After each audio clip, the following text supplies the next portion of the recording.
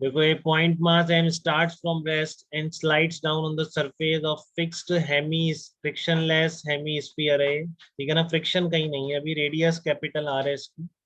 तो आपको angle theta निकालना है from the vertical where mass M leaves the contact, ठीक है।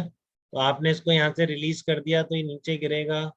तो आपको एंगल थीटा निकालना है फ्रॉम वर्टिकल से, जहां पर कि एम जो है आपका कांटेक्ट लूज करेगा, ठीक है। तो आपको वो एंगल निकालना है, ठीक है। तो वो एंगल आप कैसे निकालेंगे ये बताओ। तो कांटेक्ट लूज करने का मतलब आप समझ सकते हैं क्या, फिजिक्स में क्या होता है कि leave the contact. Normal radio. हाँ, कि वहां पर क्या होता है कि नॉर्मल रिएक्शन फोर्स आप जीरो कर देते हैं, ठीक है ना।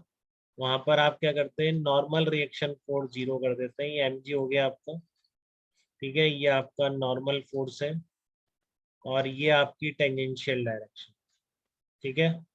तो ये भी आपका थीटा एंगल हो गए। तो यहाँ पर पार्टिकल जा रहा था, मान लो यहाँ से रिलीज हुआ, यहाँ पर स्पीड भी आ गई।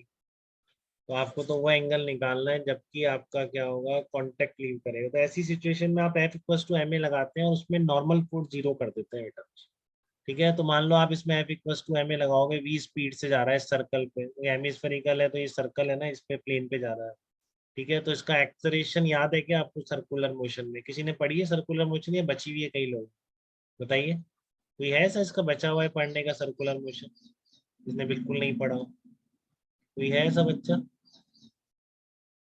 कोई नहीं है, सबको पता होना चाहिए। तो कि सब सर्कल में चल रहा है तो टुवर्ड द सेंटर कितना एक्सेलरेशन होगा बताओ, टुवर्ड द सेंटर कितना एक्सेलरेशन होगा। Sir V square R, V square by R, square upon R. ठीक है। तो आपको नॉर्मल फोर्स इस डायरेक्शन में आ रहा है तो टेंजेंशियल से कोई मतलब नहीं है आपका। इसमें पार्टिकल का एक्सेलरेशन क्लियर है, एफ बी डी क्लियर है, तो इस डायरेक्शन में लगा दो F equal to M A radial direction, ठीक है।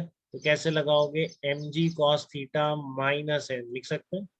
इधर क्या आ रहा है आपका, एम जी कॉस थीटा आ रहा है, M G cos theta minus N is equal to M B square upon. बताओ इस F equal to M A में किसी को दिक्कत है क्या, इस F equal to M A को अप्लाई करना, कोई भी कंफ्यूजन किसी भी बच्चे को इसमें, सबको आ गया।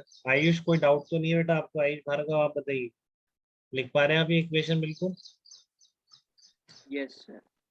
हाँ, तो आप यहाँ पर क्या करेंगे, आप नॉर्मल फोर्स को जीरो कर देंगे, नॉर्मल फोर्स को आप जीरो कर देंगे। तो M G cos theta is equal to M T square upon capital R, ठीक है। तो वहां से आपकी क्या निकल जाएगी, एक स्पीड में रिलेशन आ जाएगा, ठीक है ना। बट अभी दोनों अननोन है आपके पास, थीटा और वी, ठीक है ना। इक्वेशन एक ही है तो आपने नॉर्मल तो जीरो कर दिया, वी स्क्वायर भी निकल के आ गया। तो अब क्या करेंगे, अब क्या आप F equal to M A लगाएंगे, स्पीड निकाल, आप क्या लगाएंगे, एनर्जी इक्वेशन लगाएंगे, ठीक है ना।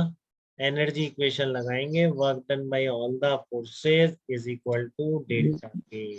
बस फिर कोई दिक्कत नहीं है आपकी लाइफ, ठीक है। आप क्या लगाएंगे, एनर्जी इक्वेशन लगाएंगे। देखो नॉर्मल फोर्स आ गया M G cos theta minus M B square upon R. तो आप देख भी रहे हैं, देखो थीटा जैसे जैसे बढ़ता जा रहा है, ठीक है, आपकी ये स्पीड भी बढ़ती जाएगी, एनर्जी से आप समझ सकते हैं, ठीक है। और आपकी क्या है, थीटा भी बढ़ने से कॉस थीटा कम होता जा रहा है, तो नॉर्मल रिएक्शन फोर्स कम होता जा रहा है, ठीक है ना। तो जब पार्टिकल का नॉर्मल फोर्स कम होता जा रहा है तो एक स्टेज पर आकर वो जीरो हो जा रहा है, ठीक है। और वो कांटेक्ट लूज करेगा, किस स्टेज पर करेगा एग्जैक्टली, तो आप F equal to M A में नॉर्मल रिएक्शन जीरो कर देंगे।